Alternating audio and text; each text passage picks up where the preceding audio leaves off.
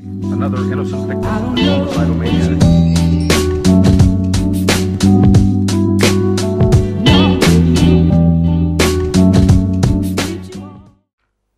Bonjour à tous et bienvenue pour cet épisode numéro 67 du journal de bord. Alors, qu'est-ce qu'un électronvolt? Un électronvolt, là tout de suite tu penses électron, tu penses volt, électron c'est des trucs qui tournent autour de l'atome et tout, enfin autour du noyau de l'atome, qui a du coup dans toutes les molécules, qui composent la matière, parce que atome ça vient du latin atomos, un c'est câble, donc c'est le plus petit élément. Bon, si on exclut les quarks et tout, c'est ce qu'on a pensé pendant très longtemps être le plus petit élément. Et donc dedans il y a des électrons, donc voilà, électronvolt, qu'est-ce que ça peut bien être ça? Alors il faut savoir que déjà, un électronvolt, ça s'exprime en joules.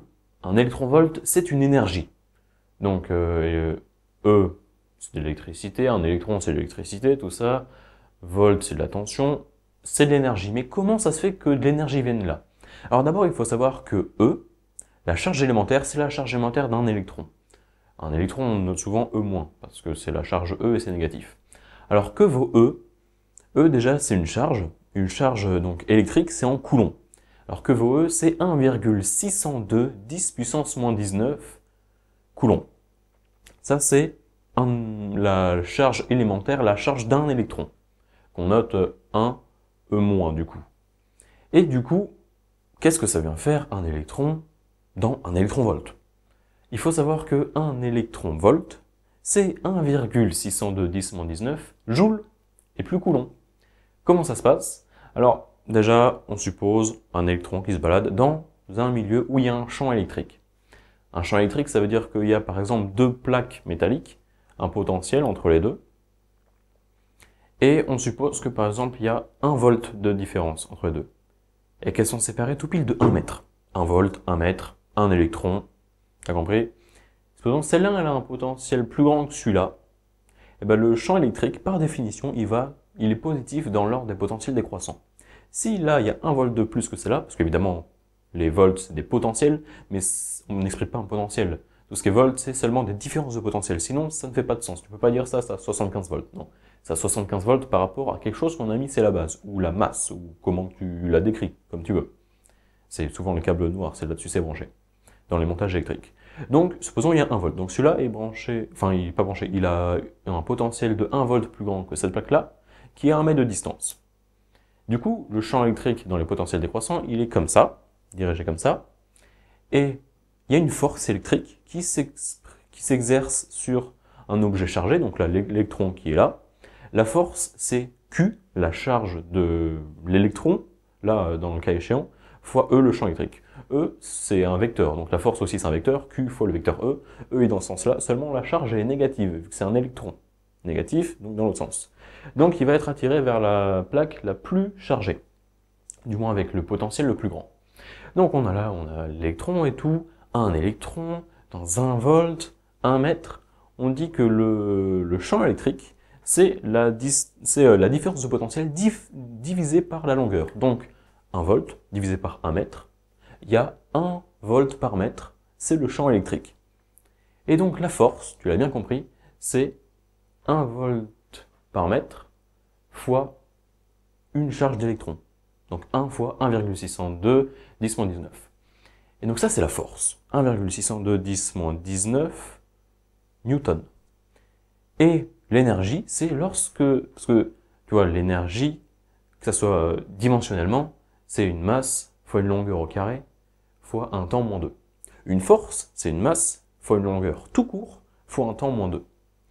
Donc une énergie, c'est une force fois une distance. Eh bien, c'est exactement lorsqu'un objet, on lui exerce une force, si il se déplace avec cette force de 1 mètre, il va acquérir une certaine énergie. Supposons qu'il n'y a pas d'énergie potentielle de pesanteur, qu'on la néglige totalement.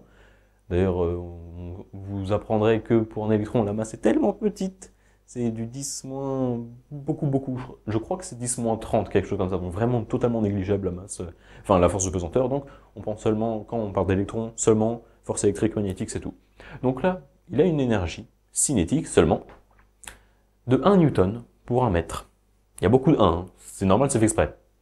On a donc 1,602 10-19 la charge, fois 1 volt de différence, divisé par 1 mètre la longueur qui est séparée, pour calculer le champ électrique, fois 1 mètre, la longueur qu'il a fait, eh bien, ça, cette énergie cinétique qu'il a acquérie,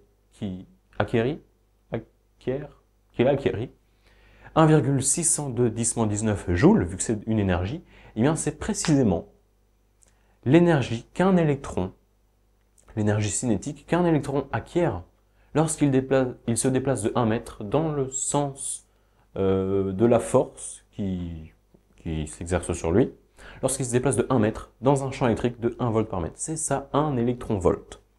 Et donc voilà, 1,602 10-19, pas trop de moyens mnémotechniques pour retenir ça. Mais retenez 1,602 10-19, c'est tout ce que je peux vous donner. Et donc voilà, c'était la petite astuce sur les électrons volts, la charge élémentaire, et puis après comment interpréter tout ça. Donc voilà, aujourd'hui, pour revenir à aujourd'hui, mardi, commencé par 2 heures de physique, on a totalement fini les ondes. Enfin, il reste les ondes magnétiques, électromagnétiques, donc tout ce qui est Maxwell, tout ça, qu'on sait rien encore, mais ça va être... Apparemment, c'est infâme, apparemment. Bon, on ne sait pas encore. Donc on va voir tout ça, les ondes électromag qui vont arriver sans doute à la rentrée, parce que là on a fini les ondes pour l'instant, les ondes mécaniques et tout, et on a fini par la vitesse et tout, Doppler on a fini, et donc là on aborde le tout dernier chapitre de chimie, l'électrochimie. Alors l'électrochimie, ce n'est pas les les réactions oxydoréductantes, je crois que c'est réductante, enfin les réactions d'oxydoréduction, il n'y a pas que ça. Mais pour l'instant, bon, c'est une des seules choses qu'on a étudiées, donc il y aura beaucoup de ça, revoir les lois de Nernst, tout ça, beaucoup de trucs en plus, donc il y a beaucoup de thermochimie, de cinétique, tout ça, donc voilà, on a vu comment relier la vitesse avec les potentiels chimiques, et puis plein de trucs bizarres, un peu compliqués, que je pense juste ça se bosse, et ça devrait se faire, de toute façon. Le prochain contrôle, c'est pas tout de suite, vu que prochain contrôle, c'est maths, c'est vendredi, et après c'est les vacances, donc on a pas mal de temps pour réviser. Ensuite, 2 heures de maths, continuer et finir le cours sur les espaces vectoriels normés, donc demain on commence le prochain chapitre de maths. On ne sait pas encore ce que c'est, on ne sait pas si c'est de l'algèbre, de l'analyse, on ne sait pas si on continue la topologie, je pense, parce que je doute que ça soit que ça, je pense qu'il y a tout un univers qui se cache, et que ça va être totalement infâme et qui va nous détruire le cerveau. Ensuite, après-midi, de 13 à 15, TP de chimie. TP de chimie, un titrage, des solutions de chlorure d'argent, et vérifier avec aussi le PKS, donc le coefficient de solubilité, voilà, la constante de solubilité, tout ça, et puis voilà, plein de trucs, un bon TP de chimie qui, pas trop long, mais ça a fait quand même du temps, voilà, régressif, plein de manips, voilà, du filtrage, des solutions en excès, de la chimie, quoi. Ensuite, de 15 à 17, maths, on a corrigé des exercices sur les espaces vectoriels normés, on a continué le cours, on a vu les trucs. Aussi en maths, le cours du matin, on a vu pas mal de trucs hors programme. Donc évidemment, ça peut tomber avec pas mal de chance au concours, mais étant donné que c'est pas au programme, il faudra savoir redémontrer. Et si tu l'as pas vu, bah bonne chance. Donc on a vu pas mal de trucs hors programme, et puis voilà. Et donc là, exo de maths, on en a corrigé pas mal, et puis il nous a donné une autre feuille, enfin pas une autre feuille, d'autres exos qu'on a commencé sur la même feuille. Donc espace vectoriel normé, pas trop de produits scalaires, mais voilà, les normes, tout ça, les boules ouvertes, boules fermées, les sphères. Donc, on a pas mal mangé. Et puis après, à 17 h, bah, j'ai fini, voilà. J'ai montré le titre de mon TIPE provisoire, parce que j'ai commencé à m'inscrire sur SCEI, mais évidemment, tu peux remplir, c'est réversible, entre guillemets, voilà, jusqu'au, je crois que c'est le 7 ou le 8, enfin, début janvier. Tu peux modifier, voilà, tu peux tout valider, mais tu peux modifier entre temps, voilà. Si le titre te convient pas, que tu as fait une faute ou quoi, tu peux changer, ne t'inquiète pas. Mais fais-le quand même relativement tôt, hein, sur Psy étoile, PT étoile, on n'est que 3 élèves pour l'instant à avoir commencé à s'inscrire selon mon prof de SI. Donc, bah, faut quand même s'y mettre, faut pas oublier. Et donc, je vais montrer mon titre de TIPE, l'ancrage dans le thème et ma motivation. Donc, motivation 50 mots, ancrage dans le thème 50 mots max, et titre 80 caractères max. je lui ai montré un truc, il a vu qu'il y avait 2 fautes, je crois, ou une. Donc il faut changer ça. Et puis après, la mise en forme, voilà, la tournure de phrase, l'argumentation, voilà, toute la partie mise en valeur de ton TIPE pour que ça soit bien présenté. C'est la première fois qu'ils entendront parler de ton TIPE, il faut qu'au moins ils en entendent du bien. Donc voilà, tout mettre bien. Et puis voilà, ça devrait pas être un problème.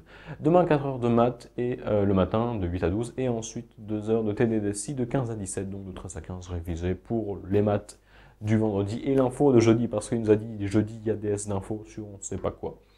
Et puis voilà, sur ce, je vous dis à la prochaine. À plus.